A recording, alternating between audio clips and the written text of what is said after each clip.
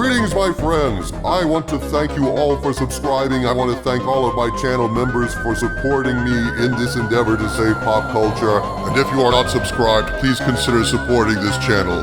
We need you. Thank you.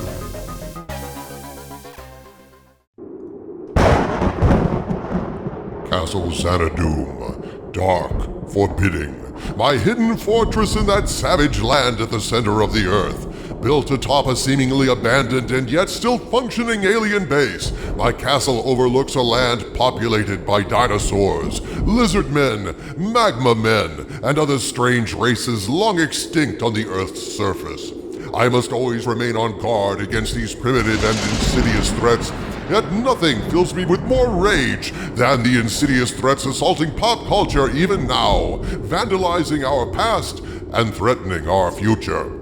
A storm rages over Castle Xanadu this night, and yet it is nothing compared to the violence of the storm that is now engulfing Disney, Lucasfilm, and Marvel. Greetings, my friends. I am Dictor Van Doomcock, the future ruler of Earth, and I come to you today with yet more rumors concerning the massive upheaval behind the scenes at Disney.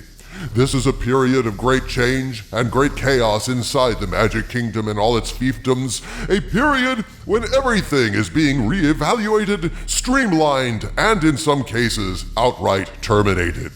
I come to you today with a rumor of a meeting that allegedly happened between Bob Iger and Kevin Feige, where Iger laid down the law, imposing some strict budgetary restrictions on all Marvel content moving forward, and I'll be detailing those alleged restrictions here in a few minutes, but I want to briefly paint a picture of the chaos, fear, and loathing that has gripped Disney in the last few weeks. Big changes that allegedly include everything from personnel to projects, from park renovations to possibly Disney Plus itself.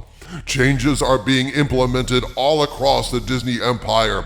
Changes that follow fast and follow faster from the office of Bob Iger as the layoffs are poised to continue and a fresh set of edicts are being issued that will reshape the direction of these various companies under the Disney umbrella. Or the Disney scythe, Doomcock. The Grim Squeaker continues to stalk the halls of Disney, and a lot more heads are slated to fall in the next 2 weeks, if I'm not mistaken. Oh, you're not mistaken, Harvey Cthulhu. Massive waves of layoffs are coming. Indeed, there is so much tumult inside Disney, particularly inside Marvel at the moment, that my Hollywood spies tell me by the end of April, the company will be so transformed, it will be nearly unrecognizable. If the past few weeks prove anything, folks, they prove beyond doubt that no one is safe from this coming purge. High-profile players have been removed from the Disney chessboard, including Disney Chief Human Resources Officer Paul J. Richardson, Chairman of Marvel Entertainment Ike Perlmutter, and Marvel Studios President, VFX and Animation, Victoria Alonso. All major players whose termination would have been unthinkable even 6 weeks ago. Bob Iger is not screwing around this time, my friends. Iger will hit his proposed targets for budget cuts, layoffs, and content curtailment, painful though this process is. The plans to make these changes have been in the air for years, as my sources have been pointing to a woke purge inside Disney for a long time now. I was scoffed at for these rumors from back during Bob Chapek's reign, and while Chapek lacked the crucial support of the Disney board to accomplish these necessary changes to return profitability and fiscal sanity to the Magic Kingdom, Iger has that juice and is now implementing these plans on an even larger scale than Chapek proposed. I am impressed by Iger's iron will in this situation. After all, Disney has been so reluctant to get rid of Kathleen Kennedy, presumably fearing a woke backlash, they allowed her to run a $4 billion franchise straight into the ground for years. And yet now they have fired someone very analogous to Kennedy, Victoria Alonso, a gay Latino woman executive who checks off way more woke points than Kennedy ever did. And yet, more check marks than a bingo card could not spare her from the Grim Squeaker's side. Indeed, O Skull of Calderon. And Iger isn't even flinching in the face of a possible looming lawsuit from Alonso, as reported by Deadline. Victoria Alonso weighing legal action against Disney, Marvel, over sudden firing. Serious consequences, promises lawyer Patty Glazer, as Mouse House points at indisputable breach of contract. Alonso claims she was fired because she spoke out against Disney not being pro-gay enough, and Disney, far from backing down, is claiming she was fired for breach of contract and violations of company policy. That's all well and good. But what's really fascinating about this firing is how it may impact the dynamic between Kennedy and Disney. Previously, it was commonly believed Disney was reluctant to get rid of Kennedy precisely because of this kind of negative publicity, fear of enraging the woke elements inside Hollywood by firing one of their own. And yet Disney has bitten the bullet and taken the step of firing Alonso, despite the fact that she has way more woke checkpoints than Kennedy ever did, signaling Disney is serious about making radical changes to make the company stronger. They're catching blowback for getting rid of her, but they're not backing down. And I suspect Iger and Kennedy both realize that whatever blowback Disney gets in this case, it won't be as bad the next time they make the move to fire a woke figure, because the novelty will be gone. And Kennedy's got to realize that this weakens her position substantially, and that Iger knows it too. This is partly what I mean by big changes coming to Disney, folks, not merely layoffs, but also shifts of the power dynamics inside the company.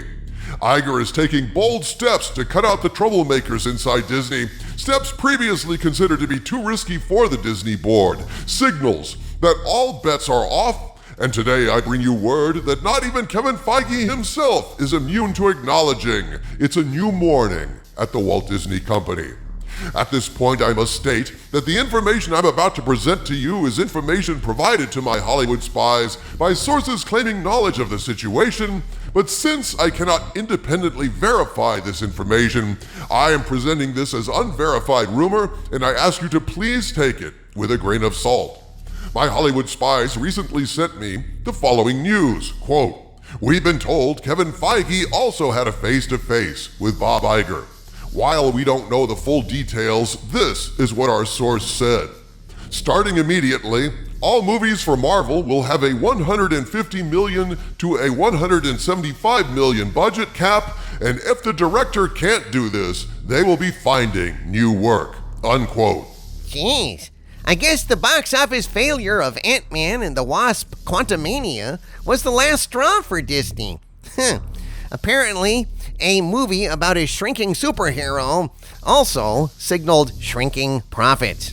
Along with the allegedly ballooning budget of Indiana Jones 5, learning can be a painful process, but it seems Disney is finally remembering how important it is in business to make a profit.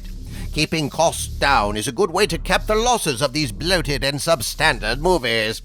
But the movies aren't the only thing getting capped like Big Pussy in The Sopranos. According to my Hollywood spies, quote, "All Marvel Disney Plus shows will have a $75 million cap. There is no negotiating this," unquote.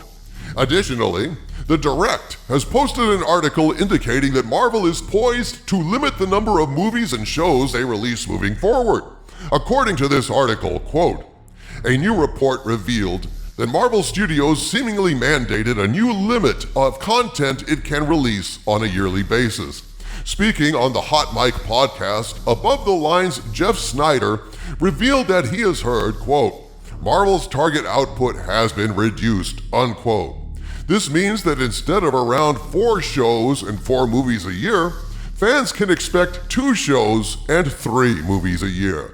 The idea behind this is simple. Disney feels that saturating the market with Marvel content has reduced the quality and impact of each project and is resulting in something like Marvel fatigue for the public. I can personally attest to the truth of this as a fan. Used to be, I'd be excited for upcoming Marvel projects. But now when I see another woke piece of crap announcing starring characters I don't give a shit about, I just roll my eyes and know I won't be watching it, probably not even for free. That is how far the MCU has fallen.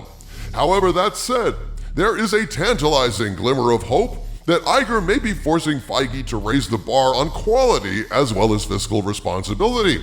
My Hollywood spies concluded their report with this enticing tidbit quote, "They are going to have to make shows with heroes people want to see," unquote. Huh? What's this, Doomcock? Are we going to see a return to the classic Marvel heroes that made the MCU such an entertainment juggernaut back in the day? That remains to be seen, but I do have some rumors along those lines. I'm having my spies dig a little deeper, and will report on this in the hopefully near future, but it's my feeling, from everything I'm hearing, that these are positive changes coming to Marvel, and necessity, more than anything, may have finally resulted in the mouse growing some spine, biting the bullet, and dusting off the dreaded scythe of change. I'm told by my spies that another huge layoff is coming very soon, probably this week. They were unable or unwilling to elaborate further, but that said, keep your eyes open, folks. A lot of shit is going to hit the fan this month. From the center of the earth, this is Dictor Van Doomcock bidding you all, my friends, stay angry.